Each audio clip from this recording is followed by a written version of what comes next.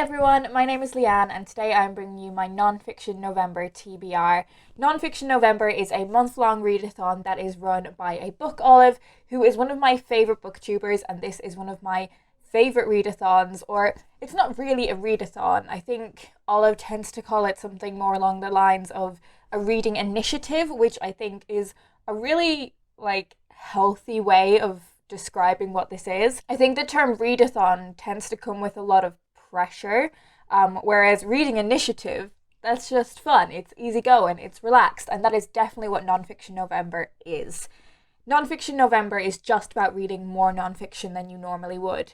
So if you are someone that reads no non-fiction at all, try pick up just one non-fiction book in November. If you read a few non-fiction books, try read a few more. If you're an avid non-fiction reader, why not try and make your entire reading for November non-fiction? I am someone that tends to read a couple of non-fiction books a month, so I am going to be picking a book for each of the reading prompts that Olive has selected, but I may end up reading a couple of more in the mix, and I am planning on doing a video on my entire non-fiction TBR. Olive tends to make the prompts quite general and somewhat abstract, so you're able to interpret them in whatever way you would like. The first of those prompts is design, and I'm going to read Harry Potter, A History of Magic. Now this is a book that was put together after the History of Magic exhibition at the British Museum. This book explores some of the real-life artifacts that inspired things in the Harry Potter series, whether that is magical objects or magical creatures. And there's a lot on this book about how things were designed for the Harry Potter series, but also the book itself is gorgeously put together, so I think it's the perfect pick for this prompt.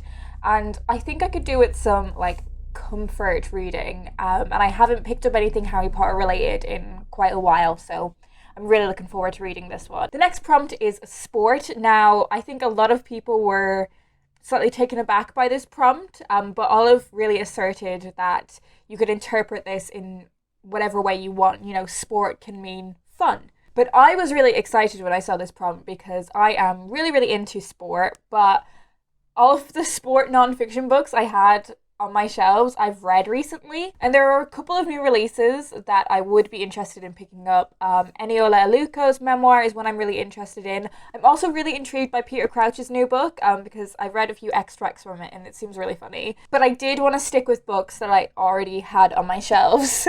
So I have kind of gone down the Hobbies route. So I've gone for More Orgasms Please by the Hotbed Collective. This is a frank, funny and empowering exploration of female sexuality and pleasure. And actually on the back of it, it says, think of it as couch to 5k for orgasms. So I think this counts as sport. I mean, it's definitely a hobby and I definitely get a workout out of it. So the next prompt is true. And for this, I am going for The Secret Barrister by The Secret Barrister. This book is an exploration of the law system, of the so-called criminal justice system. It looks at how it functions, but more so how it fails to function. It exposes the truths behind what really goes on. I actually really don't know much about the law, so this is definitely an education that I would benefit from. And the final prompt is voice. So for this, I have gone for Sue Turton's This Book Will Help You Change the World. This is a book that is for young people, and it is about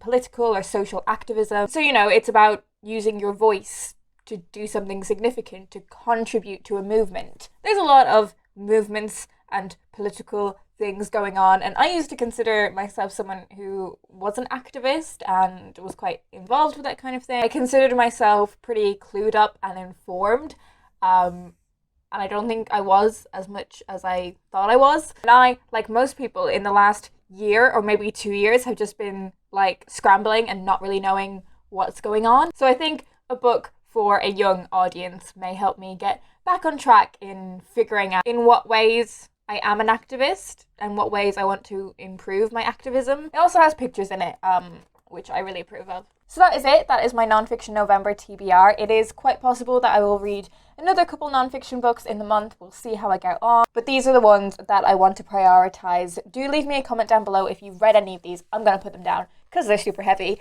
But do leave me a comment down below if you've read any of them and let me know what you thought of them, whether it's positive or negative. I don't mind. And as ever, all of these books will be linked down below in the description if you want to find out more about them. And if you've not read any of those books, let me know if you're participating in Nonfiction November. Let me know if you've done a TBR. I would love to hear what you guys are reading for it.